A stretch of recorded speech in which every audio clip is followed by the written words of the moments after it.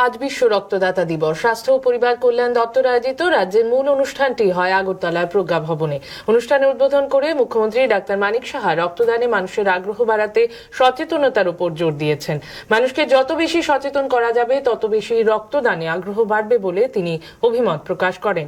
তিনি বলেন, রাজ্যে আগামী প্রজন্মের ছেলে মেয়েদের মধ্যে রক্তদানের আগ্রহ বেড়েছে। রাজ্যভিত্তিক এই অনুষ্ঠানে বিভিন্ন কলেজের ছাত্রছাত্রীদের পাশাপাশি আসাম রাইফেল, সিআরপিএফ এবং টিএসআর জওয়ানরাও রক্তদান করেন।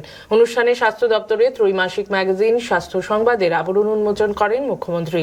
গত এক বছরে সর্বোচ্চ 4 জন রক্তদাতাদের সংবর্ধনা প্রদান করা হয়েছে। অনুষ্ঠানে স্বাস্থ্য ও পরিবার কল্যাণ দপ্তরের অধিকর্তা দেবশ্রী দেববর্মা, রেড ক্রস সোসাইটির চেয়ারম্যান বিকে রায় সহ স্বাস্থ্য দপ্তরের আধিকারিক, বিভিন্ন বিদ্যালয় এবং কলেজের এনএসএস এর স্বেচ্ছাসেবকরা উপস্থিত ছিলেন। আমরা কিন্তু এখানে একটা ইতিহাস আমরা সৃষ্টি করছি। আমি জানি অন্যান্য জায়গায়, আমি যখন কলেজে ছিলাম সেখানেও আমি যখন ব্লাড দিয়েছিলাম, মনে হচ্ছে যে once in a blue moon, মানে এটা কিন্তু নিয়মিত হতো না সেখানে। কিন্তু ত্রিপুরাতে আমি দেখেছি অনেকদিন ধরে এটা ইতিহাস রয়েছে। মানুষ, ত্রিপুরার মানুষ কিন্তু অন্য ধরনেরই দেখবে, একদম অন্য ধরনের মানুষ।